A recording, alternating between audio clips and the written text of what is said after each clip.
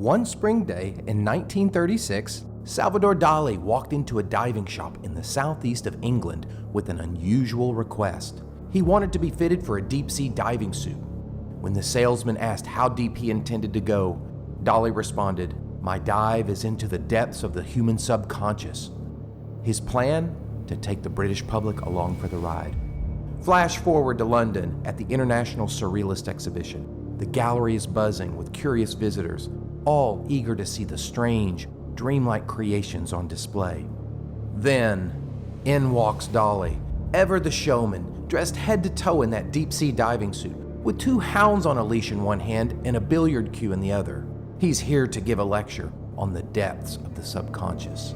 As Dali begins to speak, his words are muffled and nearly impossible to understand. The crowd watches, confused. Was this all part of the Surrealist performance? It wasn't. Dali, quite literally trapped in his metaphor, is suffocating inside the helmet. At the last minute, attendants rush over to pry it off, using a wrench and a billiard cue as a lever. Dali, undeterred, grins and declares that he was simply plunging into the deepest abyss of the human mind. He even finishes his lecture, complete with a slideshow. Naturally, the slides are presented upside down. This near-fatal spectacle sums up the Surrealist obsession perfectly, diving headfirst into the unknown, no matter the risks. For the Surrealist, it was all about breaking the boundaries of ordinary life, pulling their art from the depths of the subconscious, where dreams and reality blur together. To them, no journey was more thrilling than unlocking the hidden truths of the mind, no matter how strange it might be. These artists, shattering the boundaries of traditional art, aim to unlock the deepest layers of the mind and access a higher reality through experimental techniques like automatism, where actions flowed without conscious control, tapping into the raw power of the subconscious. One of the most passionate practitioners of automatism was French painter André Masson. In works like Battle of Fishes, he applied gesso to the canvas, scattered sand over it, then brushed away the excess. The abstract patterns that emerged suggested shapes, which he rapidly sketched and painted. Masson's automatic drawings, created through the free, spontaneous movement of pen and ink, allowed him to tap into the subconscious. Hospitalized, institutionalized, and deeply scarred both physically and emotionally by the trauma of World War I, he became convinced that compositions left to chance could reveal the sadism of all living creatures. Masson was deeply intrigued by the power of the psyche, making him one of the first to channel this creative force through automatic drawing. For him, Surrealism was not a Dadaist plaything, but a means of uncovering profound cosmic truths. During the German occupation of France, Masson was forced into exile in America, where his work would later inspire artists like Jackson Pollock in the development of action painting. At 45 Rue Blomet in Paris, which became one of the earliest gathering spots for Surrealist writers and artists, André Masson and Catalan artist Joan Miró shared adjoining studios, forming a close friendship. Both were pioneers of automatism, using spontaneous drawing to break away from traditional painting methods and tap into the subconscious. Masson introduced Miró to the poetry of Surrealism, whose ideas of symbolism and metaphor deeply influenced his work far more than Surrealism's theory of dreams.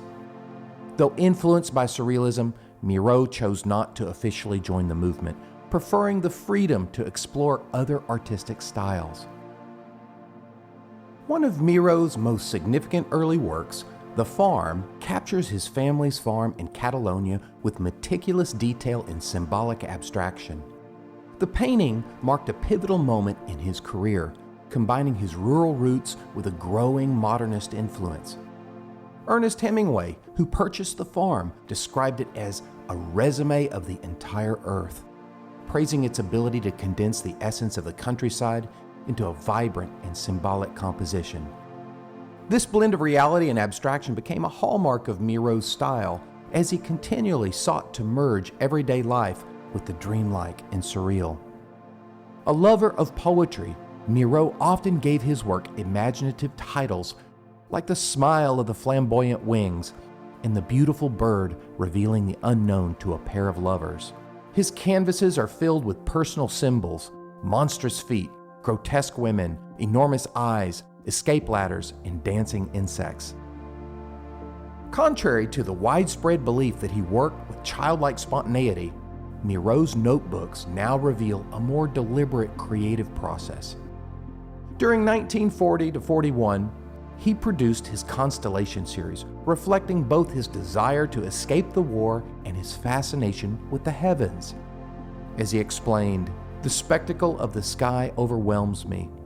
I am overwhelmed when I see a crescent moon or the sun in an immense sky. In my paintings, there are often tiny forms in vast empty spaces, empty horizons, empty plains. Everything that has been stripped bare has always made a strong impression on me. These works feature vivid textures, abstract lines, and colorful ideograms of birds, allegorical figures, and animals." In playful works like The Potato, Miro used childlike doodles and abstract forms to bypass conventional painting methods, which he viewed as being complicit with bourgeois society, famously declaring an assassination of painting. As a devastated combat survivor of the war that served on the front lines, German artist Max Ernst explored what lurked in his subconscious by inventing the automatic surrealist technique of frottage, which is French for rubbing. In this technique, he laid his canvas over textured surfaces and then rubbed his canvases to reveal unexpected forms. Out of this experimental process, Ernst would be astonished at the shapes and patterns that would appear to inspire and stimulate his work. In his painting Horde, Ernst has captured what appears to be a chaotic scene of rampaging monsters with wild and flailing limbs. Perhaps this unconscious expression is an echo from the trauma of his war years. He also pioneered grattage, a technique where paint is scraped off the canvas to reveal hidden textures and shapes, and experimented with decalcomania, pressing paint between two surfaces and pulling them apart to create spontaneous, organic patterns. These inventive methods allowed Ernst to tap into his subconscious, embracing the element of chance, one of Surrealism's core principles. In 1937, Max Ernst painted Angel of Hearth and Home. This haunting artwork depicts a monstrous, shape-shifting figure storming across a barren landscape, overwhelmed by agony and rage. Its tattered clothes and dissolving form seem to reflect the turmoil within, while a parasitic creature clings to its side, feeding off its pain. The angel's eyes are shut in blind fury, unaware of the destruction it leaves in its path, crushing everything in its wake, even the viewer standing at its feet. A year later, in 1938, Ernst renamed the painting The Triumph of Surrealism, highlighting an ironic connection between the growing forces of fascism, symbolized by the painting, and the Surrealist movement. As fascism swept across Europe, Ernst saw how the primal fears and violent impulses that Surrealists explored on canvas were becoming terrifying realities in war-torn Spain and Nazi Germany. In 1940, Ernst was arrested in France as an undesirable foreigner, throwing his life into disarray.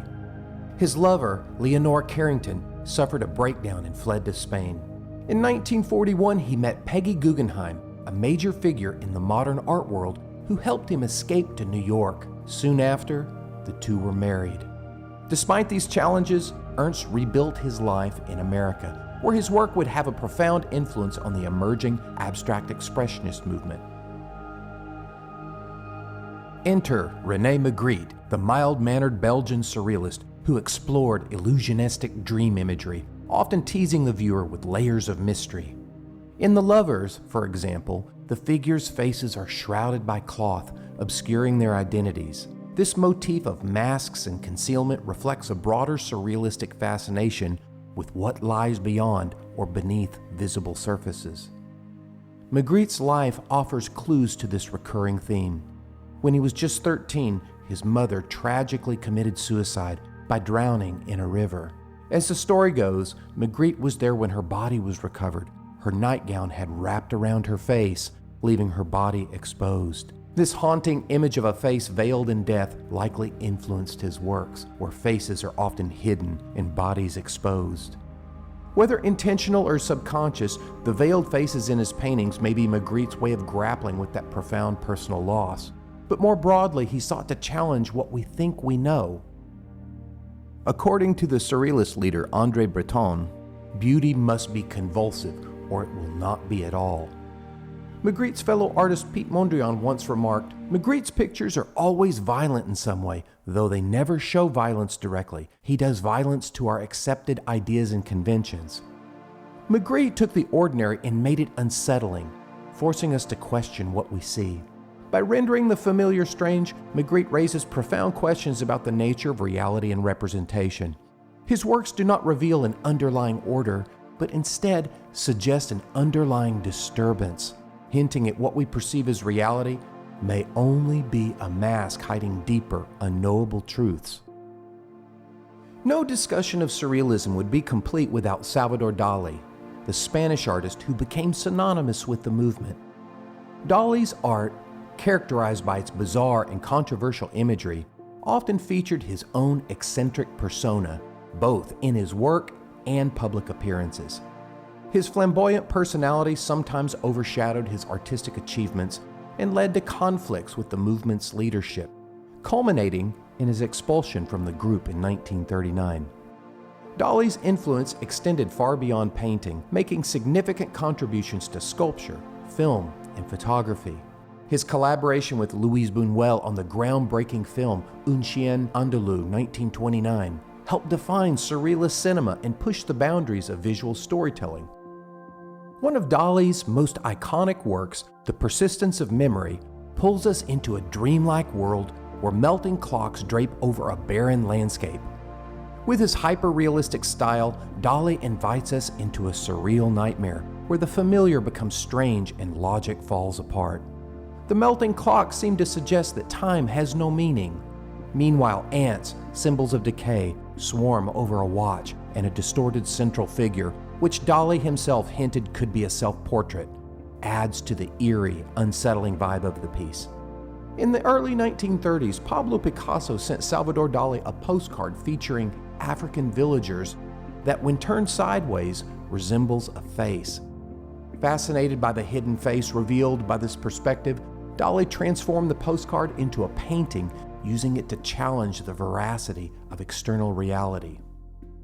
Dali explored these themes further in Metamorphosis of Hitler's Face into a moonlit landscape with accompaniment, where trees and boats are cleverly hidden to form Hitler's face. Dali's use of Hitler as a symbol caused considerable controversy among his Surrealist peers, who were predominantly anti-fascist. However, Dali was less interested in political statements and more in provoking thought, often choosing taboo subjects to explore deeper psychological themes. A hallmark of Dali's work was his paranoid critical method, a technique that sought to create dual images where one could see two interpretations simultaneously. This was based on the idea that a paranoid mind sees hidden messages in ordinary objects. In The Slave Market, with the disappearing bust of Voltaire, Dali demonstrates this visual trickery. Here, a bustling slave market also reveals the bust of the Enlightenment philosopher Voltaire, whose opposition to slavery adds a layer of irony. The dual image where market figures morph into the philosopher's face exemplifies Dali's ability in creating optical illusions that challenge our perception. Surrealist artists broke the rules of reality, twisting perception to reveal hidden truths. By diving into dreams, the subconscious, and imagination, they transformed the ordinary into something extraordinary. They embraced chance, automatic processes, and dual realities, pushing the boundaries of what art could be. With their bold technique and daring visions, they made us question what we see and explore the depths of the human mind. These great truth seekers still inspire and provoke us today, their works as captivating as ever.